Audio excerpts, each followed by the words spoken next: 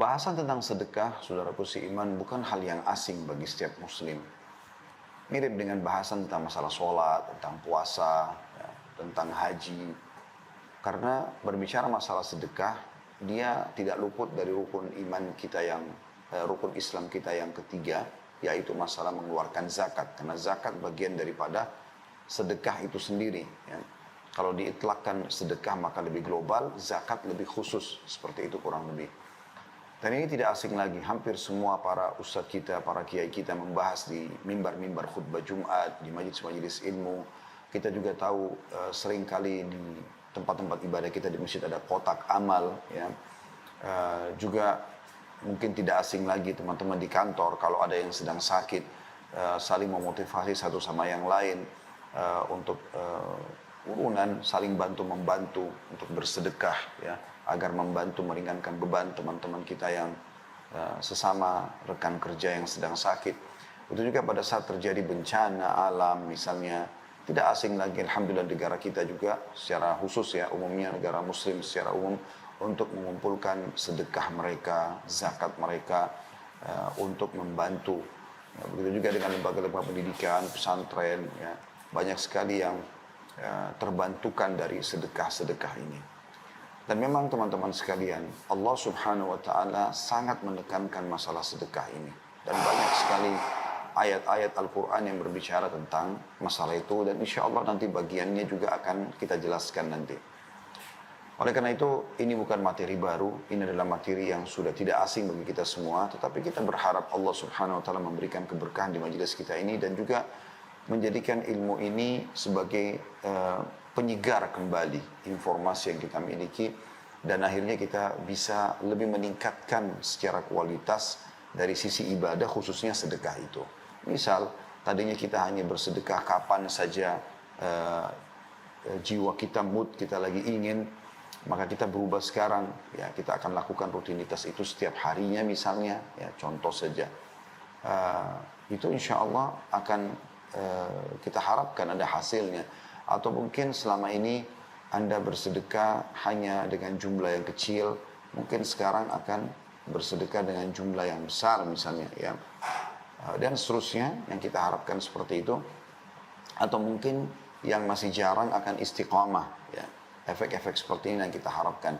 Dan itulah kenapa teman-teman sekalian, Rasulullah SAW sangat gembira dengan para penuntut ilmu. Walaupun mereka sudah pernah mendengarkan sebuah materi, mereka lebih banyak mengejar majelis-majelis atau keutamaan majelis, ya. Dan akhirnya mereka jadikan sebagai penyegar kembali terhadap ilmu-ilmu mereka.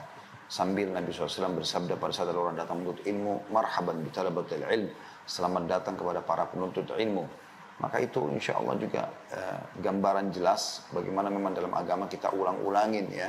Dan pengulangan ilmu itu akan sangat besar manfaatnya. Sebagaimana kita tahu kita mengulang-ulangin sholat sehari 5 kali. Kita mengulang-ulangin membaca bismillah setiap kali mau makan dan minum. Kita mengucapkan alhamdulillah setiap selesai makan dan minum. Setiap kali mau tidur kita berdoa. Setiap kali bangun tidur kita berdoa. Kenapa enggak sekali saja seumur hidup? Karena memang kita butuh penyegaran kembali. Ya, dan akhirnya selalu terisi lembaran-lembaran amal kita setiap hari dengan amal-amal kebaikan. Dan pada pembukaan insya Allah kita akan coba menjelaskan dulu apa yang istilahkan dengan sedekah dalam syariat kita. Dan ini perlu difahami, karena tidak semua yang dikeluarkan spontanitas dikatakan sedekah dalam agama Islam.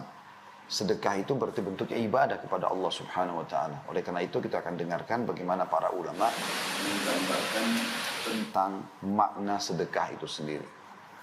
Mereka mengatakan bahwasanya sedekah menurut bahasa adalah sebuah kata benda yang dipakai untuk suatu hal yang disedekahkan, dikeluarkan. Kata tersebut diambil dari unsur huruf shad, dal, dan qaf, dan dari unsur kalimat as-sidq, ya, atau kejujuran.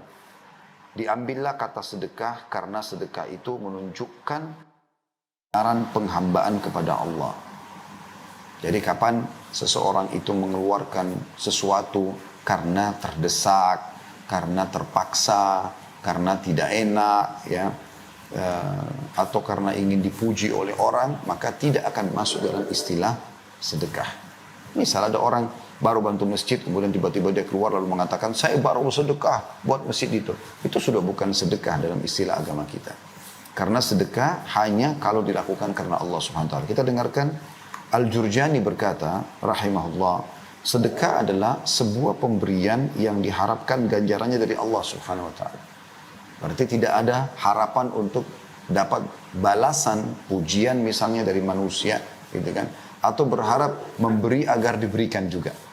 Ya, salah satu ciri orang beriman disebutkan dalam surah Al-Insan tentang manusia yang merupakan ciri penghuni surga adalah mereka kalau bersedekah, kalau mereka berinfak di jalan Allah Subhanahu wa taala, mereka tidak pernah berharap balasan dan tidak pernah berharap ucapan terima kasih. Untuk itu kita silakan buka dulu teman-teman sekalian di aplikasi handphonenya, di Al-Quran maksud saya di handphonenya, surah Al-Insan. Kita akan coba lihat di situ bagaimana gambaran Allah Subhanahu wa taala menyebutkan ahli surga. Salah satunya mereka kalau bersedekah, mereka tidak pernah berharap pujian dari manusia, mereka juga tidak pernah berharap balasan, ya, ucapan terima kasih ataupun balasan. Jadi ini perlu tentunya digarisbawahi, ya. Saya akan coba buka juga di aplikasi handphone saya dulu. Di ayat-ayat awal itu Allah SWT coba menyinggung kita sebagai manusia, menyadari kalau kita ini adalah makhluk dan dari sesuatu yang tidak dikenal, dari sperma yang kalau tidak membuahi sel telur akan dibuang, baik oleh pemilik sperma ataupun penerima sperma dari si laki-laki, ayah kita ataupun ibu kita. Kalau tidak terbuahi maka akan dicebok, dibuang gitu ya. Allah SWT sebutkan di awal-awal surah Al-Insan untuk menyadarkan kita kalau kita itu hanya dari sesuatu yang tidak diingat sebelumnya. Lalu Allah sebutkan setelah itu tentang ancaman orang yang membangkang beriman kepada Allah. Lalu kemudian Allah sebutkan setelahnya orang yang patuh kepada Allah. Kita langsung masuk ke bahasan orang yang patuh kepada Allah Subhanahu wa taala. Ini di ayat 5-nya. Saya bacakan a'udzubillahi minasyaitonirrajim. Innal abrara yashrabuna min ka'sin kana mizajuha kafura. Sesungguhnya orang-orang yang berbuat kebajikan minum dari gelas dalam kurung berisi minuman yang campurannya dari air kafur. Ayat 6-nya, ainan yashrabu biha ibadullahi yufajjirunaha tafjira, yaitu mata air dalam surga. Air kafur itu kalau ada yang bertanya apa itu, dikatakan oleh Allah SWT yaitu mata air dalam surga yang daripadanya hamba-hamba Allah minum dan mereka dapat mengalirkannya dengan sebaik-baiknya. Itu ada penjelasan masalah mata air ini ya, banyak sekali dalil-dalil. Anda bisa kembali ke kajian kami tentang surga dan neraka insya Allah. Di YouTube sudah ada di playlistnya Khalid Basalam Official, ada bab khusus tentang masalah mata air surga. Tapi saya ingatkan ada beberapa riwayat yang disebutkan dinukil dari para sahabat bahwasanya air-air di surga itu akan mengalir tapi tidak tersentuh lantai dan juga tidak tertumpah sehingga mereka bisa meminumnya setiap saat. Dan di surga ada 4 jenis minuman. Ada air tawar ya, yang tidak asin ya, rasanya manis. Kemudian ada madu yang tersaring, ada minuman anggur yang tidak memabukkan, dan ada susu yang tidak basi. Anda bisa kembali juga ke surah Muhammad. Seingat saya surah nomor 47 ayat 15 tentang masalah air-air itu. Ini yang dimaksud dengan salah satu sumbernya adalah dikenal dengan mata air kafur. Lalu Allah Subhanahu wa taala menyebutkan setelah itu sifat-sifat mereka. Sifat yang pertama adalah di ayat 7, yufuna bin nadri wa yakhafuna yawman kana syarruhu mustatira. Mereka selalu memenuhi nazar mereka. Kalau mereka mengatakan, ya Allah, kalau engkau sembuhkan penyakitku, aku akan puasa 3 hari misalnya, atau anakku lulus sekolah, aku akan begini dan begitu. Itu contoh saja. Mereka selalu penuhi nazar itu kalau memang mereka sudah diberikan oleh Allah Subhanahu wa taala apa yang mereka minta. Dan mereka selalu takut satu hari, maksudnya khawatir jangan sampai nanti mereka kena azab di akhirat, di kubur. Maka dengan itu mereka berhati-hati dalam beramal. Dan mereka takut akan satu hari yang azabnya merata di mana-mana. Maksudnya hari kiamat. Kemudian ayat 8-nya, ini sama 9, ini jadi saksi bahasan kita tentunya ya. Wa yut'imuna at-ta'ama ala hubbihi miskinan wa yatiman wa asira. Dan mereka memberikan makanan yang disukainya. Nah, Bapak Ibu bisa jadikan bahan muhasabah sendiri di sini.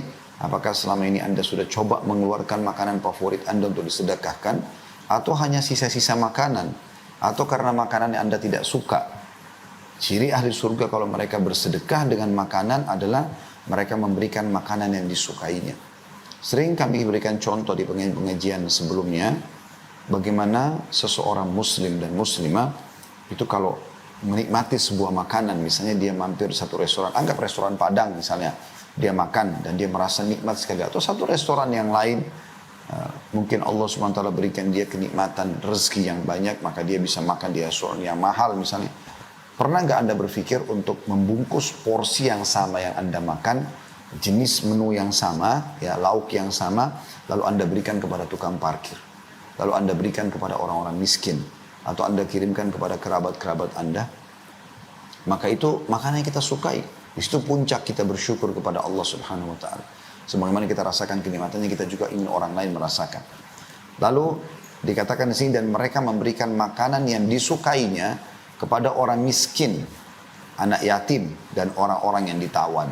Walaupun kita boleh memberikan makan orang-orang mampu, tapi diprioritaskan yang belum pernah mencobanya kita berikan. Banyak sekali teman-teman di yayasan kami, Yayasan Sedekah Kreatif, pada saat kami coba membagi lazis namanya ya, makanan yang kami sering bagikan gratis ke terminal, ke stasiun. Sekarang semasa pandemi kami juga banyak gencar datang ke tempat-tempat yang memang muslimin, banyak sekali yang susah hidupnya, pemulung-pemulung sampah, tinggal di pinggiran kali. Pada saat diberikan dus makanan, mereka sampai ada yang menangis karena belum pernah makan seperti itu menurut mereka. Padahal porsi itu atau mungkin menu itu bukan menu yang dianggap mewah. Ya secukupnya yang memang bisa kita berikan kepada orang gitu kan. Tapi Masya Allah, mereka sangat gembira dan ini yang diinginkan. Ya, dia targetnya seperti itu, memberikan makanan kepada mereka yang mereka sendiri memang belum pernah rasakan itu. Sampai dikatakan dalam hadis yang lain, kata Nabi SAW, dan ibadah yang termasuk yang paling Allah cintai adalah engkau memasukkan kegembiraan dalam hati seorang muslim. Kata para ulama, termasuk dengan memberikan makanan kesukaan dia, pakaian yang membuat dia gembira, tempat tinggal yang layak, tunggangan yang layak, dan seterusnya. Di sini juga disinggung tentang tawanan ya, jadi termasuk orang kafir boleh kita berikan makan kepada mereka. Ya. Kemudian ayat 9 ini yang saya ingin titik beratkan ya. Innama nut'imukum liwajhillahi la nuridu minkum jazaa'an wala syukura. Ini poin penting. Sesungguhnya kami memberikan makan kepada kalian, maksudnya orang yang bersedekah ini ya, berkata kepada orang-orang yang diberi ya, kami memberikan makanan kepadamu atau kepada kalian hanyalah untuk mengharapkan keridhaan Allah. Enggak minta balasan. Tidak menghendaki balasan. Perhatikan Bapak Ibu yang lihat Al-Quran. Surah Insan ayat 9-nya Allah mengatakan sudah tidak menghendaki balasan. Dan tidak pula ucapan terima kasih. Ya, jadi kalau Anda bersedekah kepada orang lalu dia pergi, Anda justru bersyukur kepada Allah SWT. Karena dengan itu Anda lepas dari riya yang bisa menghancurkan amal Anda. Kadang-kadang ada orang sudah memberikan sedekahnya kecil, cuma 1.000-2.000 rupiah, lalu orang miskin itu karena buru-buru ingin mengejar lagi mobil yang lain atau kendaraan yang lain di sebelah lampu merah, ya, yang ingin dia dapatkan mungkin rezeki yang lebih supaya memenuhi kebutuhannya. Lalu kemudian karena tidak ucapkan terima kasih, oh ini orang nggak tahu terima kasih. Nah, itu kan aneh, berarti memang yang dia harapkan ucapan terima kasih. Apa yang Anda kejar dari ucapan terima kasih orang? Yang sepanjang lidahnya dia mengatakan iya terima kasih ya, itu apakah kepala Anda bertambah besar ya, tubuh Anda bertambah sehat ya, atau umur Anda bertambah gara-gara ucapan terima kasih itu? Demi Allah tidak, malah justru terbuka pintu-pintu riya, pintu kita akhirnya ya ingin dipuji oleh orang, dan ini bisa menghancurkan amal karena kita sudah tahu riya, kata Nabi SAW, al-yasiru minar riya syirk, sedikit saja riya sudah syirik kepada Allah. Maka nggak boleh sama sekali, gitu kan? Atau dia kirim makanan ke tetangganya, kemudian dia melihat piring pada saat dipulangkan oleh tetangga kosong. Ini memang tetangga nggak tahu terima kasih, masa diberikan tidak membalas? Berarti dia berharap balasan dari manusia. Ini keliru. Sedekah yang kita berikan karena Allah Subhanahu Wa Taala tidak pernah berharap ucapan terima kasih, tidak pernah berharap juga balasan. Jadi walaupun kita tidak mengembalikan ya ucapan terima kasih itu ya, walaupun kita tidak memberikan atau tidak memberikan ucapan terima kasih, tetap saja kita kita memberikan kepada dia, seperti itu kurang lebih. Ya. Jadi sampai sini bahasanya itu ayat ini masih cukup panjang. Ya. Allah Subhanahu Wa Taala menyebutkan tentang manusia insan ini dan juga beberapa hal yang berhubungan dengan balasan di surga ya. Mereka akan mendapatkan dipan-dipan segala macam baju-baju, buah-buahan segala macam. Tapi saya tidak bahas semua itu karena itu cukup panjang bahasanya. Intinya saya ingin titik beratkan di ayat 8 dan ayat 9 bagaimana dalam surah Al-Insan ini disebutkan mereka bersedekah, mengeluarkan makanan ataupun yang lainnya itu tidak pernah berharap balasan. Itu baru dikatakan sedekah. Ya. Kemudian juga Ar-Raghib ya, Al-Asfahani rahimahullah berkata, sedekah adalah harta yang dikeluarkan oleh manusia dengan maksud ibadah. Baru dikatakan sedekah. Karena maksudnya ibadah. Nah, ini sama tadi kurang lebih bahasanya yang disampaikan oleh Jurjani rahimahullah. Ar-Raghib mengatakan sedekah adalah harta yang dikeluarkan oleh manusia dengan maksud ibadah. Seperti zakat. Akan tetapi sedekah itu pada dasarnya disyariatkan untuk perkara yang disunnahkan, sedangkan zakat untuk hal yang diwajibkan. Jadi kalau kita bicara masalah sedekah maka lebih global. Karena sedekah bisa masuk di dalamnya pakaian, makanan, tunggangan, transportasi kalau kita sekarang, tempat tinggal, ya, perkataan yang baik, amar ma'ruf, nahi mungkar, ya, nasihat dan segala macam. Ini masuk semuanya sedekah. Tapi kalau kita bicara masalah zakat, maka dia kalau zakat mal fokus ke harta saja, gitu kan? Tidak masuk dalamnya pakaian dizakatkan atau zakat dalam bentuk pakaian. Gitu. Ada sendiri jenis-jenisnya. Maka zakat lebih khusus dan dia memang kepada orang-orang yang mampu dan wajib. Kalau sedekah lebih global. An-Nawawi berkata, Imam Nawawi rahimahullah yang masyhur ya, mengatakan disebut sebagai sedekah adalah karena ia merupakan sebuah bukti atas kepercayaan pelakunya. Kebenaran atau sidq keimanannya. Jadi orang kalau mau betul-betul tadi mengerjakan apa yang kita sampaikan di pembukaan ceramah kita ini, artinya dia mengeluarkan sedekah, tidak berharap pujian dari orang, tidak berharap balasan, dia justru hanya karena takut akan hisab hari kiamat, dan dia berharap balasan sempurna dari Allah Subhanahu Wa Taala, maka itu dikatakan disebut sedekah adalah karena, kata Imam Nawawi rahimahullah, merupakan sebuah bukti atas kepercayaan pelakunya. Dia yakin yang dia kejar adalah balasan dari Allah SWT. Kebenaran atau sidq keimanannya, baik lahir maupun batin. Maka sedekah itu adalah keyakinan dan kebenaran imannya. Nah, kita temukan orang yang seperti ini, betul-betul tidak pernah berharap ada balasan dari orang lain. Ucapan terima kasih atau tidak. Walaupun teman-teman sekalian, dianjurkan kita kalau menerima pemberian orang lain sedekah, apapun itu sifatnya, bantuan, sedekah, mau makanan, mau minuman, mau bantuan, mau apa saja, dianjurkan kata Nabi SAW, kalau orang berbuat baik pada kalian, balaslah yang setimpal. Ya. Kalau kalian tidak memiliki apa yang kalian bisa balas dengan setimpal, maka ucapkanlah jazakallahu khairan. Semoga Allah membalas anda dengan kebaikan. Jadi kan, sesungguhnya sampai mengucapkan ini dia telah dia sudah memberikan ucapan yang pas atau yang cocok atau balasan yang pantas gitu. Kita akan dengarkan beberapa statement para salafus salih berhubungan dengan masalah sedekah ini. Asy-Syu'bi berkata rahimahullah, barang siapa yang tidak memperlihatkan bahwa dirinya lebih butuh kepada ganjaran sedekah daripada seorang fakir yang butuh kepada sedekah, maka dia telah membatalkan sedekahnya dan telah memukul wajahnya sendiri dengannya. Jadi konsep dasar dalam agama Islam, bagaimana kita pada saat bersedekah, kita harus meyakinkan diri kita, kita lebih butuh kepada orang yang membutuhkan itu daripada dia butuh kepada kita. Bahkan Asy-Syu'bi mengatakan, kalau seandainya ada orang yang tidak merasakan itu, akhirnya dia menganggap remeh orang miskin, ya. Dia kalau ketemu akhirnya mukanya cemberut, kena ini orang mau minta-minta lagi nih misalnya, seperti itu bahasanya, maka dia seperti sudah kehilangan pahala sedekahnya. Jadi ini luar biasa, harus difahami bagaimana sebenarnya pondasi dasar sedekah dalam Islam.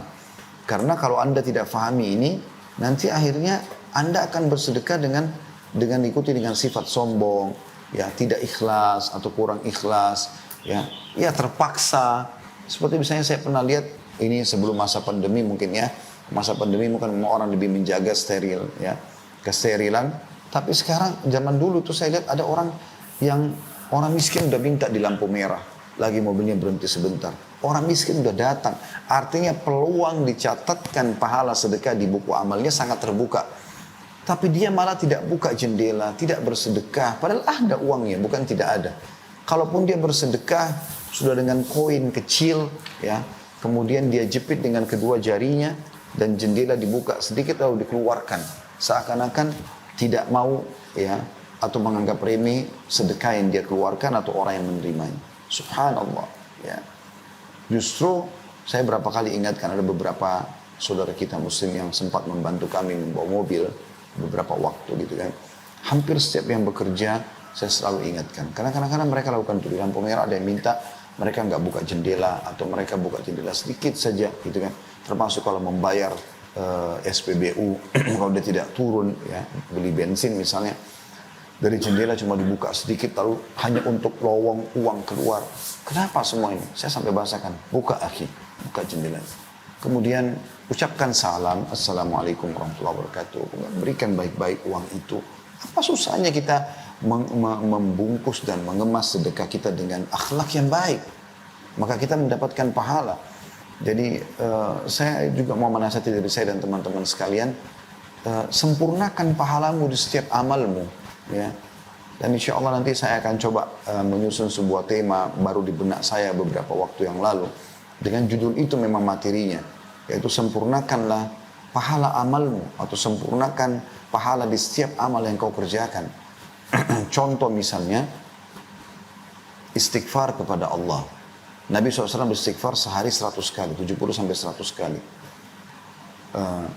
Ada hadis, ada ayat Al-Quran yang menyebutkan salah satu ciri ya hamba-hamba Allah yang terpuji adalah mereka beristighfar di waktu ashar. Ashar itu di waktu menjelang subuh di sepertiga malam. Kenapa kita nggak sempurnakan istighfar kita dan kita fokuskan diucapkan justru di waktu-waktu seperti ini? Sehingga pahalanya tergabung. Mengucapkan istighfar 100 kali. Begitu juga kita mendapatkan keutamaan dalam ayat Al-Quran. Dipuji oleh Allah SWT mereka beristighfar di waktu itu.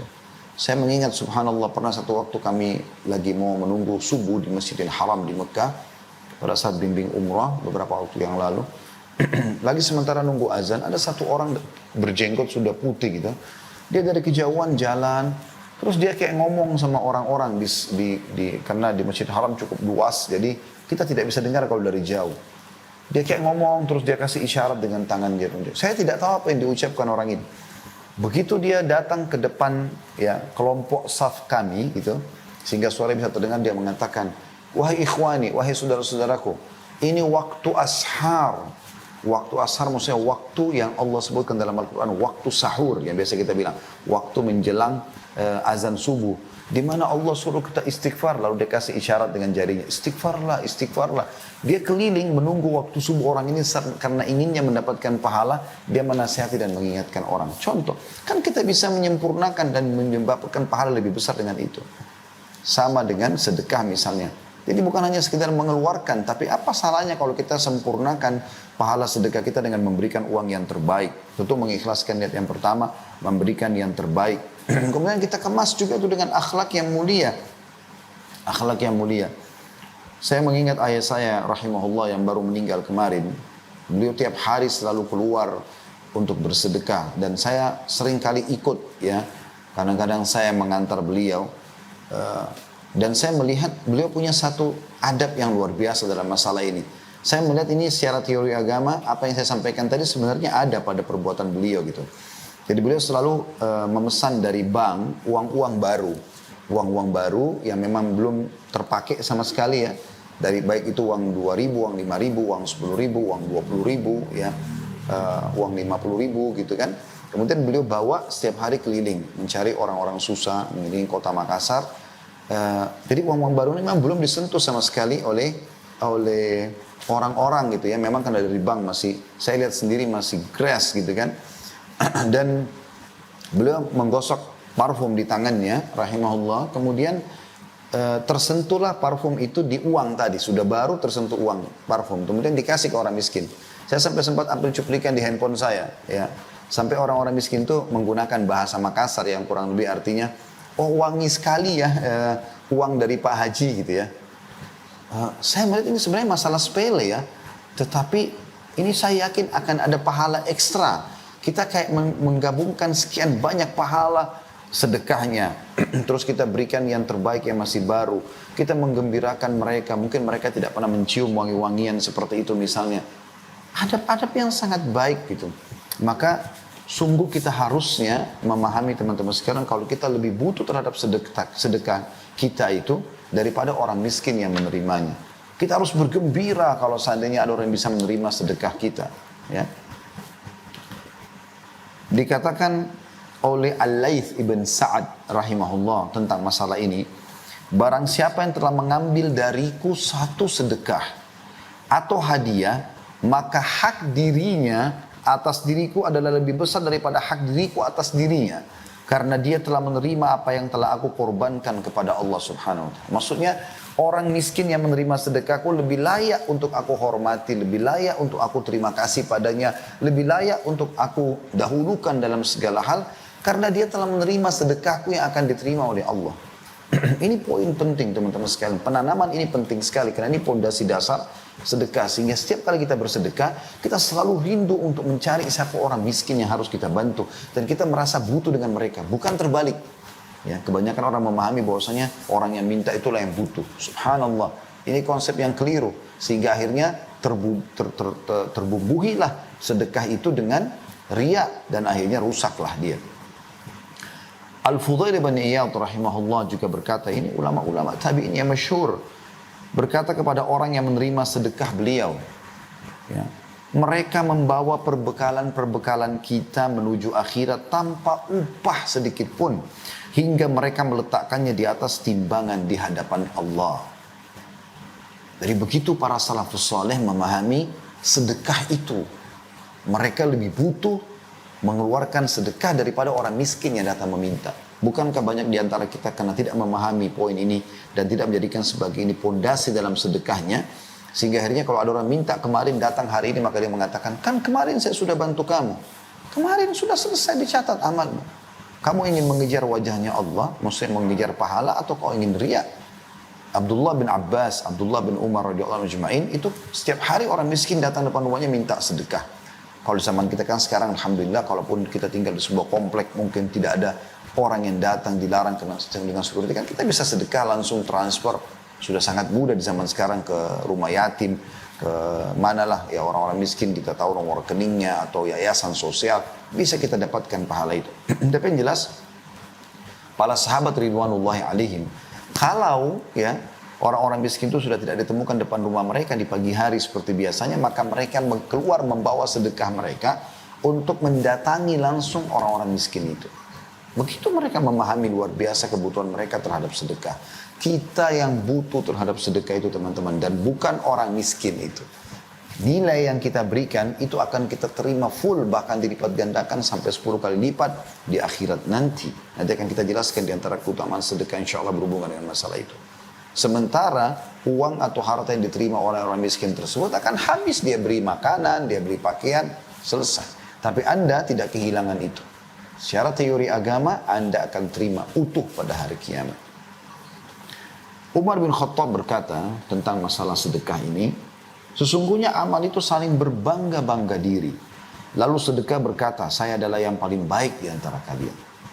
Jadi sedekah itu termasuk amal yang luar biasa. Ya. Bahkan para salafus saleh yang akan kita juga jelaskan itu, banyak di antara mereka mengobati penyakit-penyakit mereka, mempermudah agar doa mereka diterima oleh Allah subhanahu wa ta'ala, mempermudah urusan-urusan mereka justru dengan bersedekah. Justru dengan bersedekah. Ya.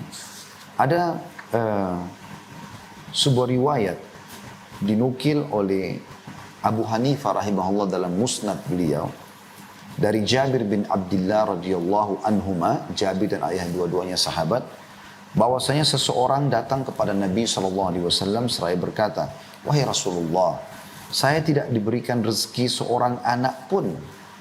Kebetulan tidak punya anak. Allah tidak kasih anak, sudah lama menikah. Sehingga saya tidak memiliki anak. Lalu Rasulullah SAW bersabda, "Fa'aina anta min kathratil istighfari wa kathratil sadaqah, turzaqu bihima." Di mana kamu dari memperbanyak istighfar dan memperbanyak sedekah? Karena engkau akan diberi rezeki anak dengan sebab keduanya. Jadi orang-orang yang mandul, ini resepnya. Nanti akan kita jelaskan juga insya Allah di salah satu keutamaan sedekah, yaitu bisa mempermudah urusan, menyembuhkan penyakit, ya. Itu luar biasa teman-teman sekalian. Ya. Kemudian Abdul Aziz bin Umair rahimahullah berkata, sholat itu akan menyampaikan dirimu setengah perjalanan. Puasa menyampaikan dirimu kepada pintu sang raja. Allah subhanahu wa ta'ala, sedang sedekah menyampaikan dirimu ke hadapan raja tersebut. Yahya bin Mu'adz rahimahullah berkata, tidaklah saya mengetahui sebuah biji dari amal saleh yang mengimbangi gunung dunia kecuali sedekah. Ibnu Abil Ja'ad berkata rahimahullah, sesungguhnya sedekah itu benar-benar menghilangkan 70 pintu kesusahan dan keburukan. Ya. Subhanallah, ini poin perlu digarisbawahi. Saya menemui banyak orang yang sudah mempraktekkan ini, yang mengungkapkan kepada saya sendiri, subhanallah. Ya, mudah-mudahan kita semua atau kami pun bisa ikut serta dalam pahala mereka, karena mereka juga mendengarkan ceramah-ceramah itu ya. Jadi mereka membahasakan, saya Ustadz sampai sudah ketagihan dengan sedekah. Sampai ada seorang pengusaha yang besar di Jakarta ya. Beliau dari turunan Chinese masuk Islam mu'allaf. Itu sampai membahasakan kepada saya, dia bilang, Ustadz, partner bisnis saya 2 orang yang lain, semua turunan Chinese tapi orang kafir. Dan saya coba yakinkan mereka tentang sedekah dan zakat dari perusahaan kita. Awalnya mereka ragu, karena mereka memahami sistem kapitalis. Jadi nggak ada kita keluarkan, justru makin pelit, maka makin kaya kita. Seperti itulah ya pemahaman mereka yang non-muslim. Maka kata dia, saya coba yakinkan. Maka akhirnya mereka pun setuju untuk mengeluarkan sekian persen dari pendapatan. Dan mereka akhirnya melihat sendiri hasilnya, perusahaan makin maju. Makin besar kita keluarkan, maka makin besar juga income yang datang. Sampai sekarang Ustaz, setelah sekian tahun ya berjalan partner bisnis kami dengan non-muslim ini, mereka justru yang sering ingatkan kepada saya, apa zakat perusahaan sudah dikeluarkan? Apakah sudah bersedekah? Itu ungkapan beliau sendiri, dan memang Masya Allah, luar biasa gitu untungannya, sampai bisa kita bahasakan mungkin puluhan miliar, bahkan ratusan miliar ya omset daripada perusahaan-perusahaan atau perusahaan-perusahaan yang ditanggung oleh teman-teman ini gitu ya. Dan cukup banyak contoh berhubungan dengan masalah ini. Anda juga kalau diberikan harta ini teman-teman, Anda harus tahu itu bukan milik Anda sendiri.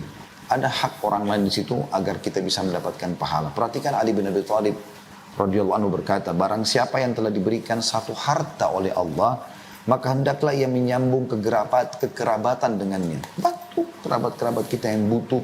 Kalau kita mampu, berilah ya. Dan usahakan memberikan yang terbaik semampu kita. Karena kita akan mendapatkan pahala sedekahnya dan pahala silaturahimnya. Karena pernah ada sahabat begitu. Beliau membawa ya sekantong dirham lalu mengatakan, ada 2 orang yang akan saya menjadikan target sedekah saya Rasulullah. Yang dua-duanya miskin, yang satu punya kerabat, yang satu tidak punya kerabat. Yang mana saya dahulukan? Kata Nabi SAW, kalau kau berikan kepada orang yang punya kekerabatan denganmu, maka kau akan mendapatkan pahala sedekah dan pahala silaturahimnya. Kita kembali kepada statement Ali bin Abi Thalib, beliau berkata, barang siapa yang telah diberikan satu harta oleh Allah, maka hendaklah ia menyambung kekerabatan dengannya. Kemudian memperindah jamuan untuk tamunya. Memberikan yang terbaik buat tamu. Ya. Bukan makanan yang sudah rusak, bukan yang sudah basi, bukan yang tidak disukai di rumah, gitu kan. Sampai sebagian salaf mengatakan, aku memberikan makanan kesukaan 10 orang sahabatku atau tamuku, lebih aku cintai daripada aku beribadah sunnah sekian lama ya. Saya lupa statement terakhirnya, tapi berpuasa atau sholat malam ya. Bahasa beliau begitu. Kemudian menolong seseorang yang membutuhkan, membebaskan tawanan, membantu ibnu sabil, orang terputus jalan, orang-orang miskin, para mujahidin, dan dia bersabar atas musibah yang menimpa hartanya, tipuan orang, ya, utang yang belum dibayar, terlambat, itu semua ada cobaan dalam harta, harus terjadi. Nggak ada orang yang tidak akan melalui cobaan-cobaan tersebut. Anda harus tahu itu. Maka dengan itu Anda, oh ternyata sudah tahu ini akan ada cobaannya harta ini. Ya, ada ekstra pahala juga di situ. Karena dengan perkara-perkara itu, kata Ali radhiyallahu anhu, dia akan memperoleh kemuliaan dunia dan juga akhirat.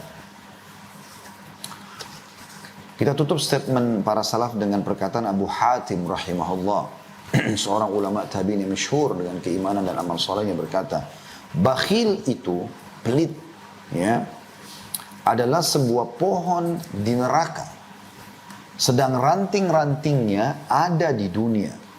Maka barang siapa yang bergantungan pada salah satu dari ranting-ranting itu, maka niscaya ia akan menjerumuskannya ke dalam neraka. Bakhil salah satu ranting pohon di neraka. Yang bergelantungan pada ranting itu dia akan masuk ke neraka. Pelit, maka masuk neraka. Sebagaimana kedermawanan itu, royal, suka bantu orang. Sedekah itu dicintai sama dia. Dibuat sebagai sebuah program hidup. Adalah pohon di surga, di mana ranting-rantingnya berada di dunia. Dan barang siapa yang bergantungan pada salah satu dari ranting-ranting itu, niscaya ia akan membawanya ke surga. Dan surga itu adalah tempat untuk orang-orang dermawan. Dermawan. Jadi orang dermawan lah yang akan diberikan itu.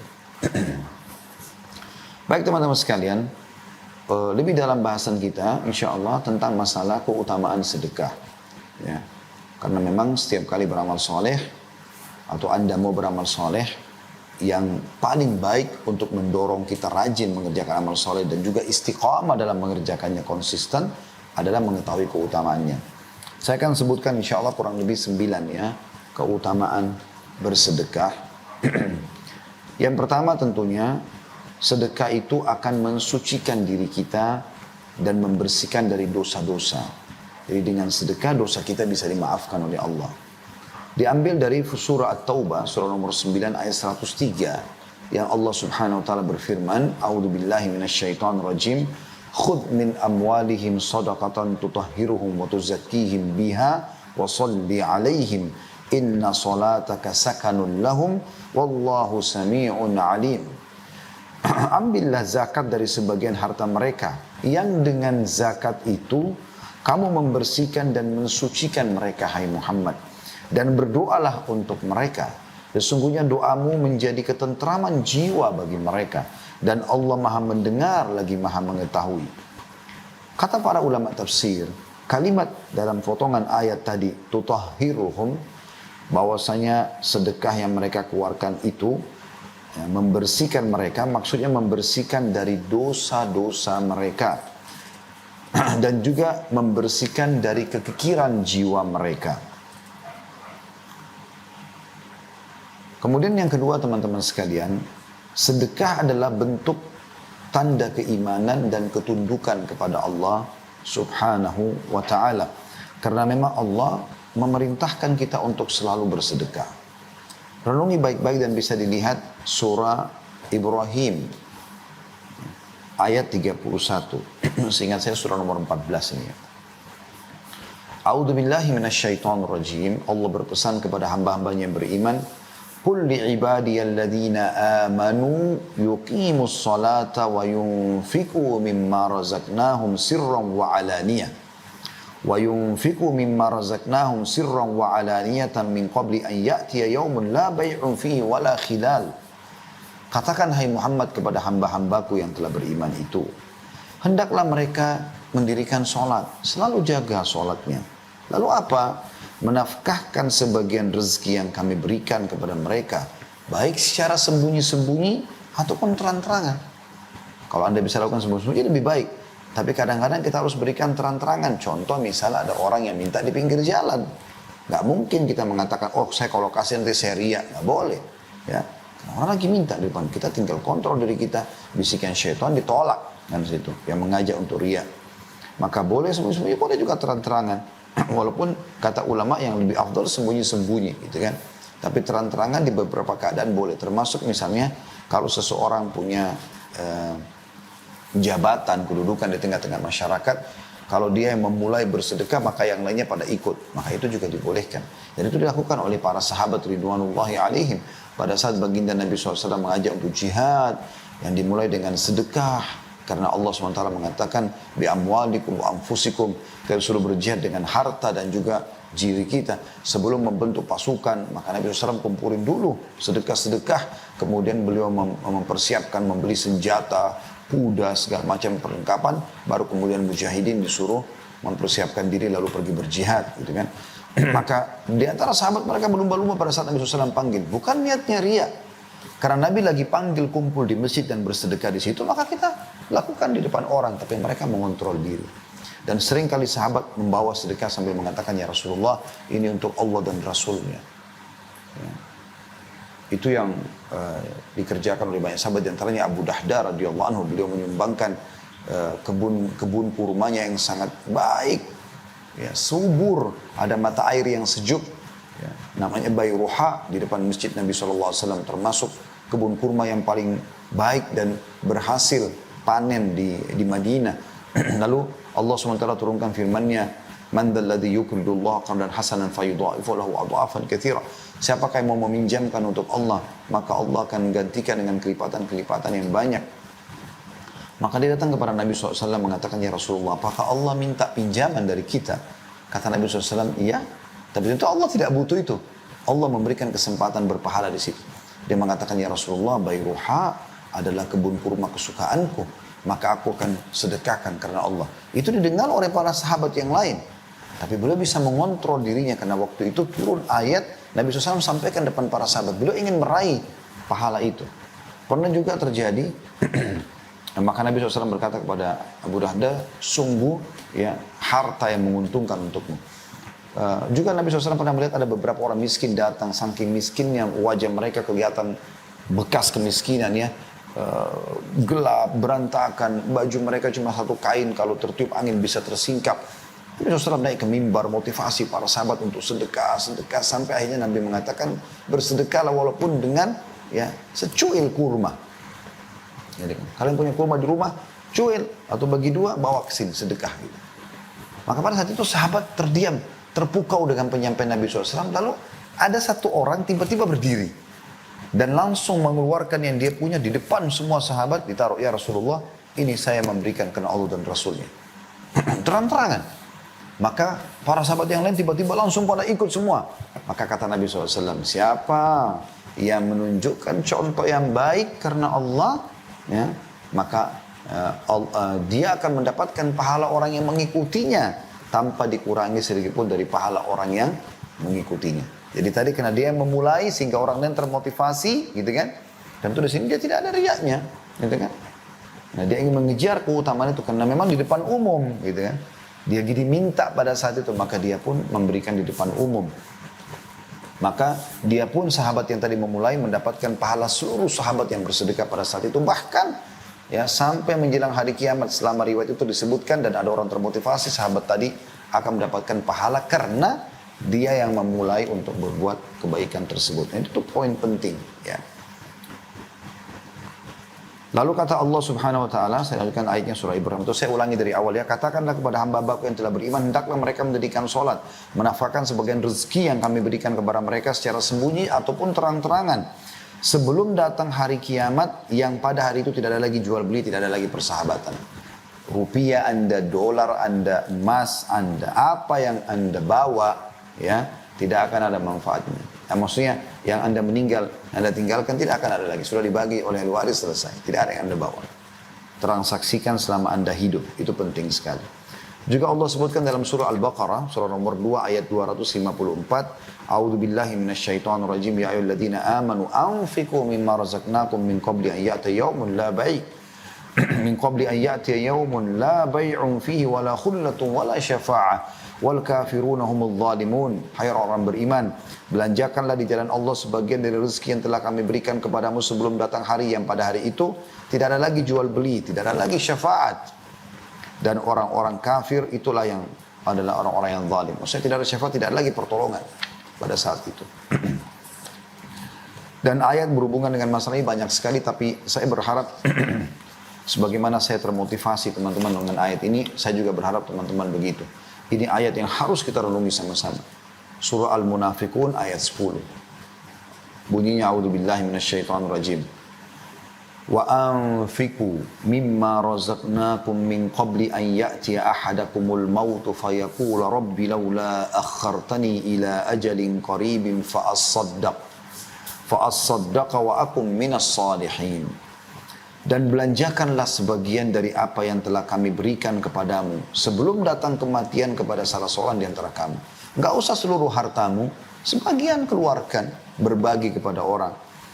Lalu dia berkata pada saat datang kematian kepada salah seorang di antara mereka, "Ya Rabbku, mengapa engkau tidak menangguhkan kematianku sampai waktu yang dekat?" Artinya berikan aku waktu walaupun kalau bahasa kita berapa menit saja. Untuk apa? Untuk kembali biologi sama istrinya, untuk kumpul sama anak-anaknya, kembali pamit sama teman-temannya. Enggak. Dia mengatakan yang menyebabkan aku dapat bersedekah. Dia menyesal kenapa ada di rekeningnya tersisa dia enggak sedekahkan semasa dia hidup. Dan aku termasuk orang-orang saleh. Setelah itu, setelah sedekah baru menyebutkan amal saleh secara umum. Ya, saking pentingnya sedekah itu. Maka bagi anda yang masih suka perhitungan jalan Allah, maka tentu anda sedang menutup pintu-pintu rezeki dari Allah subhanahu wa ta'ala. Ingin keran-keran rezeki terbuka dari langit, anda kutip, maka bersedekahlah. Dan ingin mendapatkan ikan paus, jangan pakai kail, tapi harus pakai kapal tanker. Kita keluarkan sesuatu yang besar, maka akan datang juga respon yang besar. Yang ketiga, seorang mukmin berada dalam naungan sedekahnya pada hari kiamat. Di mana orang-orang lagi kepanasan di mahsyar, ya, mereka sedang menunggu hisab Allah subhanahu wa ta'ala, dan pada hari itu puluhan ribu tahun waktunya, ya, orang menunggu. Kalau saya tidak salah dalam sebuah riwayat 50 ribu tahun waktunya, gitu kan. Maka ada orang-orang yang selamat, tidak tenggelam dengan keringatnya sendiri, ya, karena pada saat itu orang tenggelam dengan keringatnya sendiri. Yang disebutkan diantaranya adalah orang yang suka bersedekah. Dari riwayat Uqbah bin Amir radhiyallahu anhu, beliau berkata, saya mendengarkan Rasulullah sallallahu alaihi wasallam bersabda, "Kullu imri'in fi dhilli sadaqatihi hatta yufsala bainan nas, aw qala hatta yuhkama bainan nas." Setiap orang berada di bawah naungan sedekahnya hingga manusia diadili dalam kurung oleh pengadilan Allah. Atau beliau bersabda hingga keputusan di antara manusia ditetapkan oleh pengadilan Allah. Hadis ini diriwayatkan Ibnu Khuzaimah dan sanadnya sahih sesuai dengan syarat Imam Muslim. Abul Khair, seorang perawi hadis ini, setelah dia nukil hadis ini, tidaklah melewatkan satu hari pun setelah dia tahu hadis ini kecuali dia bersedekah walaupun hanya dengan sepotong kue atau sebutir bawang. Juga disebutkan dari salah satu 7 golongan yang akan dapat naungan Allah pada hari kiamat, tidak ada naungan kecuali naungan Allah, adalah sabda Nabi SAW, "Rajulun tasaddaqa bi sadaqatin fa akhfaha hatta la ta'lama shimalu ma qaddamat yaminu," atau ma yunfiqu yaminu. Jadi ada 2 riwayat atau 2 potongan riwayat, ya. Dan seorang laki-laki yang bersedekah dengan suatu sedekah lalu merahasiakannya hingga tangan kirinya tidak mengetahui apa yang diberikan oleh tangan kanannya. Hadis ini riwayat Bukhari Muslim. Yang keempat, teman-teman, sedekah akan menyelamatkan dan menghindarkan dari musibah dan menjauhkan dari kematian buruk. Diambil daripada hadis Abu Umamah radhiyallahu anhu, beliau berkata bahwasanya Rasulullah sallallahu alaihi wasallam bersabda, "Sana'iul ma'rufi taqiyu masari as-su, wa sadaqatus sir tudfi'u ghadabur rabb." Atau ghadabur rabb wasilatul rahim tazidu fil umur. Perbuatan-perbuatan baik akan menghindarkan dia dari pintu-pintu keburukan. Artinya kalau anda sibukkan beramal saleh, sholat, puasa, zakat, apalah, jujur segala macam, maka anda akan aman dari pintu-pintu dosa. Jadi dosa nggak pula secara khusus kita keluarkan energi untuk menangkisnya gitu ya. Cukup beramal saleh. Itu kata Nabi SAW. Kemudian sedekah yang tersembunyi itu akan memadamkan amarah Rabb. Maksudnya Allah tidak akan menghukum atau bisa bahkan, ya, membatalkan hukuman yang harus menimpa seorang hamba karena sedekah, ya. Dan menyambung tali silaturahim akan menambah umur. Diriwayatkan oleh Tabarani dengan sanad hasan, diambil dalam Sahihul Jami' di nomor 3797, maksudnya disebutkan oleh Syekh Albani atau dihasankan oleh beliau.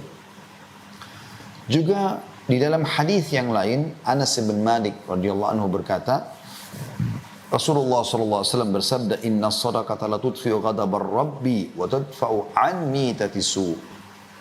Sesungguhnya sedekah itu dapat memadamkan amarah Rabb dan menghindarkan diri dari kematian yang buruk atau su'ul khatimah, biasa kita bilang begitu ya. Ibnul Arabi Al-Maliki coba menjelaskan makna mati buruk. Dikatakan dan hakikat dari kematian yang buruk adalah kematian dalam kondisi kemaksiatan. Artinya kita tidak akan meninggal insyaAllah dalam keadaan bermaksiat. Al-Mubarak Furi rahimahullah semuanya berkata, Al-Iraqi berkata, secara zahir maksud kematian yang buruk itu adalah kematian yang mana Rasulullah SAW berlindung kepada Allah darinya. Berupa hancur, jatuh, tenggelam, kebakaran, tergoda syaitan saat menghadapi maut, dan terbunuh saat lari dari medan perang. Artinya semua itu tidak akan pernah kita mati dalam keadaan seperti itu kalau rutin atau suka bersedekah. Yang kelima, sedekah adalah bukti keimanan yang benar. Diambil daripada sabda Nabi SAW, At-tuhuru syatrul iman, walhamdulillahi tamla'ul mizan. Wa subhanallahi walhamdulillahi tamla'ani au tamla'u ma bainas samawati wal ard. Wassalatu nur, wassadaqatu burhan, wassabru diya, wal qur'anu hujjatun laka au alaik. Kullun nasi yagdu faba'i'u nafsahu famu'tikuha au mubikuha. Bersuci itu sebagian daripada iman. Alhamdulillah, bersuci suka suci dari najis ya, dan selalu dalam keadaan berwudu, mandi ya, dan segala macam ini adalah bagian daripada keimanan. Alhamdulillah memenuhi timbangan. Kalau kita ucapkan Alhamdulillah itu berat di timbangan amal. Subhanallah dan Alhamdulillah, kalau ditambah Alhamdulillah dengan Subhanallah, memenuhi apa yang ada di antara langit dan bumi ya, dari sisi pahalanya ya. Salat itu akan jadi cahaya kehidupan. Sedekah itu bukti yang nyata terhadap keimanan. Ini saksi bahasan kita. Sabar itu pelita. Sedangkan Al-Quran adalah hujjah untuk memberimu pahala apabila kau mengamalkan, membaca, ya. Dan hujjah untuk menghukummu apabila kau tidak mengamalkannya. Setiap manusia berusaha untuk berusaha dan menjual dirinya. Maka di antara mereka ada yang membebaskan dengan kebaikan dan ada yang menghancurkan dengan dosa dan kemaksiatan. Hadis sahih riwayat Imam Muslim di halaman 223. An-Nawawi rahimahullah berkata, dimaksud dengan makna as-sadaqatu burhan, sedekah itu adalah bukti yang nyata, kata beliau, bahwa sedekah itu betul-betul hujjah atau argumentasi dan dalil atas keimanan pelakunya. Karena seorang munafik tidak akan melakukannya, karena ia tidak meyakininya. Lalu barang siapa bersedekah maka dapat diambil sebagai bukti kebenaran imannya. Yang keenam, sedekah itu menjadi tebusan bagi seorang muslim dari belenggunya. Dalam sebuah riwayat, dinukil bahwasanya Nabi SAW pernah menceritakan tentang Nabi Yahya alaihi salam. Nabi Yahya berkata kepada kaumnya, wa amurukum bis sadaqah, fa inna mathala dhalika kamathali rajulin asarahu al-adu, fa'awthaku yadahu ila unukihi wa qaddamuhu liyadribu unuqah. Faqala ana afdihi minkum bil qalili wal kathir fafada nafsahu minhum. Saya, kata Nabi Yahya alaihissalam, dan Nabi Muhammad SAW sampaikan, berarti menjadi bagian juga dari syariat kita, gitu kan? Saya memerintahkan kalian untuk bersedekah karena yang demikian itu adalah seperti seseorang yang ditawan oleh musuh, lalu mereka mengikat erat tangannya pada lehernya, lalu mereka menghadapkannya untuk memenggal lehernya. Kemudian dia berkata, saya akan menebus diriku ya dengan ini dan itu dari hartaku, dan terus saja dia menebus sampai akhirnya dia selamat dari mereka. Diriwayatkan oleh Tirmidzi dengan dinyatakan hadisnya hasan gharib, namun disahihkan oleh Syekh Albani dalam Sahih Sunan At-Tirmidzi di nomor 2 di halaman 378, juga di halaman 1298 ya. Ibnu Qayyim berkata rahimahullah tentang hadis ini, hal ini juga merupakan perkataan yang mana burhan adalah keberadaannya, maksudnya bukti tentang keimanannya. Dan dalilnya adalah kejadiannya. Karena sedekah itu memiliki pengaruh yang menakjubkan dalam hal menolak berbagai macam bencana, walaupun dari seseorang yang jahat, atau dari seseorang yang berlaku zalim, bahkan dari seorang kafir. Karena Allah Ta'ala akan menolak darinya berbagai macam bencana dengan sedekah. Hal ini adalah suatu perkara yang telah dimaklumi di antara manusia, baik yang terpelajar maupun juga tidak. Yang ketujuh, Allah pasti memberikan gantian terhadap sedekah. Maka bersedekah, wahai saudaraku. Makin besar yang kau berikan di jalan Allah, makin besar juga balasannya. Tadi saya sudah bahasakan itu dengan bahasa saya ya. Membuka keran-keran rezeki dari langit. Ini tanda kutip tentunya bahasa ini. Diambil daripada surah Saba ayat 39. Allah subhanahu wa ta'ala berfirman, A'udzubillahi minasyaitonirrajim. Qul inna rabbi yabsutur rizqa liman yasha'u min ibadihi wa yakdiru lah. Wa ma anfaqtum min syai'in fahuwa yukhlifuh wa huwa khairur raziqin. Katakan hai Muhammad kepada seluruh hamba-hambaku, sesungguhnya Tuhanku melapangkan rezeki bagi siapa yang dikehendakinya di antara hamba-hambanya dan menyempitkan bagi siapa yang dikehendakinya, tentu dengan kemahaadilan Allah. Makanya kita minta agar Allah luaskan dan lapangkan rezeki kita insyaAllah. Dan barang apa yang saja yang kamu infakkan atau infakkan, maka Allah pasti akan menggantinya, dan dialah sebaik-baik pemberi rezeki. Dipastikan hadis ini oleh Nabi SAW dalam sebuah sabda beliau dari Abu Hurairah radhiyallahu anhu, bahwasanya beliau SAW bersabda, qala Allah tabaraka wa ta'ala, ya ibna Adam anfik alaik. Allah tabaraka wa ta'ala, Allah yang penuh berkah dan juga maha tinggi, berfirman kepada manusia, wahai anak Adam, berinfaklah, niscaya aku akan memberi rezeki atas kalian. Juga dalam ini tentu hadis riwayat Muslim nomor 993 ya. Juga dalam hadis yang lain diriwayatkan oleh Bukhari nomor 1442 dan Muslim 1010. Masih dari sahabat yang sama, Abu Hurairah radhiyallahu anhu, bahwasanya Rasulullah SAW bersabda, "Ma min yaumin yusbihul ibadu fihi illa wa malakani yanzilan, fayaqulu ahaduhuma Allahumma a'ti mumfikan khalafa, wa yaqulu al-akhar Allahumma a'ti mumsikan talafa." Tidaklah suatu hari di mana seorang hamba memasuki paginya, melainkan pasti akan turun dua malaikat. Salah seorang dari mereka berkata, ya Allah, berilah ganti atau rezeki yang luas bagi orang yang berinfak. Dan yang lain, yang satu lagi malaikat mengatakan, ya Allah, berikanlah kebinasaan kepada orang yang kikir. An-Nawawi rahimahullah berkata seraya menanggapi hadis ini, para ulama berkata, infak tersebut adalah dalam ketaatan, akhlak-akhlak yang terpuji untuk keluarga dan tamu, sedekah-sedekah dan sebagainya yang tidak tercela dan tidak berlebihan. Sedangkan menahan dari infak yang tercela adalah menahan dari hal-hal tersebut.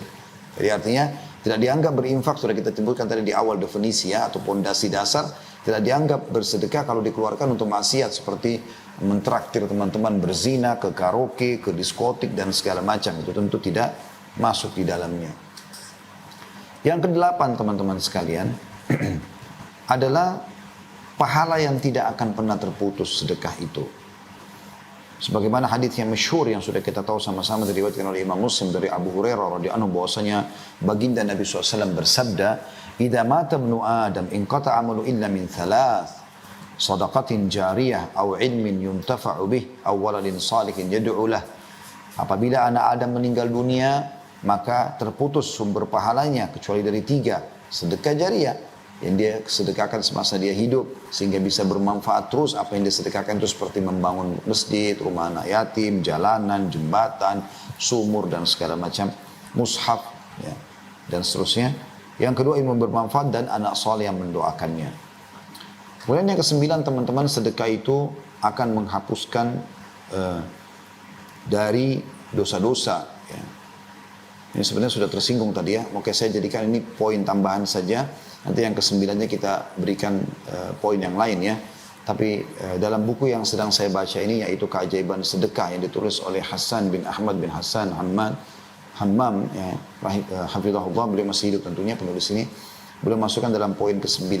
Diangkat hadis Muadz bin Jabal radhiyallahu anhu. Beliau berkata, ketahuilah bahwa Rasulullah SAW bersabda, as-sadaqatu tudfi'ul khati'ah kama yudfi'ul ma'un nar. Sedekah itu akan menghapus kesalahan sebagaimana air memadamkan api. Diriwayatkan oleh Tirmidzi. Tadi sudah sempat saya singgung poin ini sebenarnya ya. Maka kita akan tambahkan poin bahwasanya sedekah itu, saudaraku seiman, akan menyembuhkan penyakit Ini orang-orang yang menghadapi penyakit-penyakit yang berat. Maka salah satu obat terbaik sedekah. Ya. Jadi bukan obat fisiknya, tapi ini yang disebutkan oleh Nabi SAW dalam hadis Al-Aswad bin Yazid dari Abdullah bin Umar radhiyallahu anhu, beliau berkata bahwasanya Rasulullah SAW bersabda, "Dawu mardakum bis sadaqah, wa hassinu amwalakum biz zakah, wa iddu lil bala'id du'a." Artinya, obatilah orang-orang yang sakit di antara kalian dengan sedekah. Bentengilah harta kalian dengan zakat. Dan siapkanlah doa untuk menghadapi musibah. Di sini saksi bahasan kita, obatilah orang-orang sakit di antara kalian dengan sedekah. Di dalam buku ini cukup banyak diberikan contoh-contoh tentang masalah itu ya. Seperti ada judul, Allah menyembuhkan dari kanker karena sedekah, gitu kan. Jadi seorang pebisnis divonis kena kanker dan dokter sudah mengatakan tidak bisa sembuh, maka dia pun mengeluarkan sedekah sejumlah uang yang ada di kantongnya pada saat itu, kalau saya tidak salah jumlahnya sekitar 5.000 rial ya, diberikan kepada orang miskin di pinggir jalan. Maka akhirnya setelah itu dia ke rumah sakit, dicek oleh dokter, sembuh total. Begitu juga pernah ada kejadian tragis, ada dua orang yang anak muda, dua-dua pakai mobil masing-masing ya. Rupanya mereka ingin menuju ke satu tujuan bersama. Kemudian salah satunya atau dua-duanya melihat ada orang miskin di pinggir jalan, yang satu tetap jalan, yang satu mampir. Dia keluarkan sedekah. Kemudian setelah itu dia naik di mobil, dia jalan lagi. Nggak lama kemudian terjadi gempa, subhanallah. Retaklah jalan raya yang sedang mereka lewatin, maka mobil temannya tadi yang di depan masuk ke dalam, dan teman yang bersedekah ini turun dari mobil melihat ternyata temannya sudah meninggal dunia. Dan dia berkata, ya, sambil dinukil menjadi sebuah kisah, dia mengatakan, subhanallah, yang telah membenarkan sabda Nabi SAW bahwasanya sedekah bisa menolak bala, ya, menjauhkan dari segala macam permasalahan sebagaimana hadis yang sudah kita bacakan tadi. Sana'il ma'ruf taqiyu masari'is su', inna sadaqata tudfi'u ghadabur rabb wa tadfa'u an mitatis su'. Perbuatan-perbuatan baik akan menjaga dari pintu-pintu kejelekan, dan sesungguhnya sedekah itu benar-benar akan memadamkan kemurkaan Rabb dan menjauhkan dari kematian buruk. Kita tutup teman-teman sekalian dengan bagaimana para salafus saleh, terutama kita mulai dari baginda Nabi alaihi salatu wassalam, bagaimana beliau terkenal sekali dalam banyak riwayat sahih dinukil oleh para sahabat. Beliau adalah orang yang jawad, orang yang sangat dermawan, dan beliau lebih dermawan lagi di bulan Ramadan. Salah satu ciri kedermawanan, beliau tidak pernah menolak permintaan orang. Ya. Dan ini kita butuh terapi diri kita untuk sampai ke tingkat itu. Saya selalu coba menanamkan dalam diri saya ini, subhanallah. Tapi kadang-kadang masih ada terbisit ya dalam jiwa kita. Mungkin dia mampu, mungkin dia begini, mungkin dia bohong. Itu sering saya coba lawan, dan itu seperti berkelahi dan berantem dalam diri kita ya. Maka kita lawan dengan justru kita memberi. Saya mengambil sebuah kesimpulan bahwasanya setiap kali kalau ada kesempatan untuk beramal soleh dan ternyata ada hambatan, ada perasaan berat, kayak mau bangun sholat malam berat, mau baca Quran berat, mau berzikir berat, mau sholat berat, mau sedekah berat misalnya, mau haji atau umrah berat, maka ini Anda sedang diserang oleh syaitan. Tugas Anda kalau lagi diserang apa? Melawan. Anda jangan diam. Karena kalau Anda diam dia berhasil. Tapi kalau Anda lawan, justru pada saat itu saya bangun, wudhu, sholat. Justru pada saat itu saya buka aplikasi Al-Quran di handphone saya, lalu saya baca walaupun berapa ayat. Justru pada saat itu saya justru melantunkan zikir dari lisan saya, doa. Justru pada saat itu saya justru segera mendaftar ke sebuah travel untuk haji dan seterusnya. Kita justru lawan, dan pada saat kita lawan, maka Allah mengatakan inna kaida syaitani kana dha'ifa. Syaitan sangat lemah. Baginda Nabi SAW pernah habis sholat, kemudian tiba-tiba belum zikir, lalu jalan melewati pundak-pundak para sahabat, sampai para sahabat kaget, belum pernah Nabi SAW melakukan itu. Setelah itu beliau kembali lagi, sahabat belum bubar, lalu beliau duduk, beliau lanjutkan zikir. Selesai berzikir, kata para sahabat, ya Rasulullah, tadi Anda lakukan perbuatan belum pernah kami lihat sebelumnya seperti itu. Ada apa sebenarnya? Kata Nabi SAW, sebelum sholat tadi, saya sudah mengumpulkan sedekah yang saya mau keluarkan, gitu kan. Tapi saya lupa. Maka saya tidak ingin ya luput dari saya. Maka beliau bersedekah dulu, baru beliau kembali zikir lagi habis sholat. Saking luar biasanya bersedekah. Dan cukup banyak contoh-contoh yang berhubungan dengan masalah ini. Bagaimana Abu Bakar radhiyallahu anhu tidak pernah meninggalkan kesempatan bersedekah kecuali beliau sudah ada di saf pertama. Bagaimana Umar bin Khattab menjadikan itu sebagai ajang untuk bersaing positif. Beliau mengatakan pada saat Nabi SAW berkatakan di perang Tabuk, ya, bersedekahlah. Lalu beliau Umar mengatakan, hari ini saya akan membawa setengah harta saya. Dan hari ini saya akan coba ya mengalahkan Abu Bakar Di sini positif ya. Dia ingin bersaing positif gitu. Supaya dia bisa bersedekah. Karena Abu Bakar selalu saja ada di hadapan Nabi SAW pada saat dibuka sedekah. Beliau selalu orang pertama gitu. Ternyata waktu Umar bin Khattab datang, betul Abu Bakar belum datang. Kemudian dia mengatakan, hari ini aku akan mendahului Abu Bakar. Lalu dia mengatakan, ya Rasulullah, ini sedekahku. Kata Nabi SAW, apa yang kau tinggalkan buat keluargamu? Kata Umar radhiyallahu anhu, seperti ini juga. Artinya setengah harta dia sedekahkan. Gak lama kemudian Abu Bakar datang. Kemudian kata Abu Bakar, ini ya Rasulullah harta saya. Kata Nabi SAW, apa yang kau tinggalkan buat keluargamu? Dia bilang, Allah dan Rasulnya. Maka Umar tersenyum sambil mengatakan, sungguh aku tidak akan pernah bisa mengalahkan kau. Kemudian Ummul Mukminin Aisyah radhiyallahu anha bersedekah dengan banyak sekali sedekah, ya. Beliau selalu bersedekah dan melatih supaya orang-orang bersedekah, di antaranya pembantunya menjelang buka puasa. Beliau pada saat itu tidak punya makanan kecuali roti dan minyak. Berarti pada saat itu orang kalau hidupnya susah sekali, roti kering sama minyak saja, gitu kan. Maka sudah menjelang azan maghrib, pembantunya ada orang yang ketok pintu, lalu kemudian Ummul Mukminin Aisyah radhiyallahu anha menyuruh pembantunya buka pintu. Waktu dibuka, lalu kata, ada orang miskin, lalu kata Aisyah, kasih makanan itu, roti. Padahal mereka sudah tidak punya apa-apa untuk buka puasa. Bayangkan dalam kondisi kita puasa, lapar, gitu kan. Kita akan berbuka sebentar lagi, tinggal beberapa saat azan maghrib. Ya. Ujian luar biasa datang pada saat itu. Ya. Maka Aisyah mengatakan sedekahkan. Setelah dikasih, ditutup pintu, kasih orang miskin itu. Lalu pembantunya Aisyah berkata, wahai Ummul Mukminin, kita nggak punya apa-apa untuk buka puasa. Aisyah tersenyum sambil mengatakan, jangan kau takut dari Sang Pencipta Allah yang Maha Pemurah. Subhanallah, belum hilang ya, bayangan orang yang tadi diberi sedekah itu, tiba-tiba diketuk lagi pintu rumah Ummul Mukminin radhiyallahu anha, dan ternyata ada utusan dari tangga sebelah mengatakan membawa sebuah nampan yang besar berisi roti gandum dengan kari kambing yang luar biasa, dikasih dalam riwayat dikatakan za'faran, wangi-wangian dalam makanan sehingga betul-betul mengundang jiwa untuk makan gitu. Maka dia mengatakan, sungguh tuanku mengirim ini untuk Ummul Mukminin. Lalu itu cukup untuk 10 orang ya. Lalu kemudian azan maghrib. Detik saja, hitungan detik gitu. Maka Aisyah pun mengatakan mengucapkan terima kasih pada orang tersebut. Lalu kemudian Aisyah pun mengatakan pada perempuan, mari kita buka puasa. Makanlah sampai puas. Makanan masih banyak sisa. Lalu Aisyah senyum setelah mereka kenyang. Ini, kata Aisyah, tunjuk makanan tersebut lebih baik daripada roti keringmu tadi. Dan sekian banyak kisah para salafus saleh berhubungan dengan masalah itu.